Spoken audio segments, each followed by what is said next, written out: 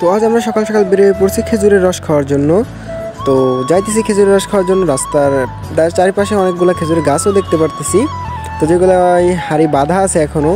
তো আজ আমরা অনেক সকাল সকালে উঠছি, আর যে রস কাটে সে অনেক ভোরে উঠে। আমি যত শুনলাম তারা উঠে 5টার সময়, আমরা আস্তে আস্তে 7টা, মানে অনেকটাই দেরি করে ফেলছি, 7টা বেজে গেছে। তো তারপর আমরা যাওয়ার সময় দেখতে পারতেছি এখনও অনেকগুলো গাছে রস মানে হারিয়ে আছে, মানে এগুলো নামাবে, একটু দেরি হবে। তো তারপর আমরা বাসার দিকে যাইতেছি, যে কথাবার্তা বললাম যে এই জায়গা থেকে রসটা নেওয়া যাবে না, তার বাসায় যাইতে হবে। তো আমরা আস্তে আস্তে যাইতেছি তার বাসার দিকেই। বাসার দিকে যাওয়ার পর দেখা যাক যদি তার বাসা থেকে কিছু রস পাওয়া যায়। আসলে এক সময় আমাদের মনে হতো যে এই গাছ থেকে যদি পাইরে খাইতে পারতাম বা চুরি করে খাইতে পারতাম।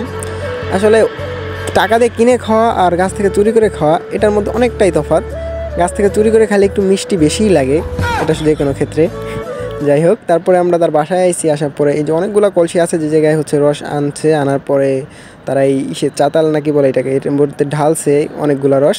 তো আমরা যেটা নিব এটা আলাদাভাবে উনি আনতেছে, যেটা সবচেয়ে ভালো গাছ, যে গাছের রসটা মিষ্টি অনেক, তো সেই গাছের রসই উনি আনতে গেছে। তো তারপরে আমরা এই জায়গায় অনেকক্ষণ অপেক্ষা করতেছি। অপেক্ষা করার পর উনি আসলো, অবশেষে আমরা রস নিছি। 2 লিটারের মতো রস নেওয়া হয়েছে। তো তারপরে আমরা আসার পথে মাঠের দিকে কিছু দেখতে পাইলাম, যেটা অনেক সুন্দর লাগতেছিল। পানি, এটা কি বলে, ম্যাশিং, মানে যে তোমার মাঠের মধ্যে থাকে। তো তারপর আমরা ওই জায়গা থেকে আস্তে আস্তে আগাইতেছি। সরষা ক্ষেত, চারিপাশে সরষা ক্ষেত আছে। এখন ফুল পড়ে গেছে, কারণ এখন ফল চলে আসে। কিন্তু ফুল যখন থাকে তখন দেখতে অনেকটাই সুন্দর লাগে, চারিপাশটা অনেক সবুজ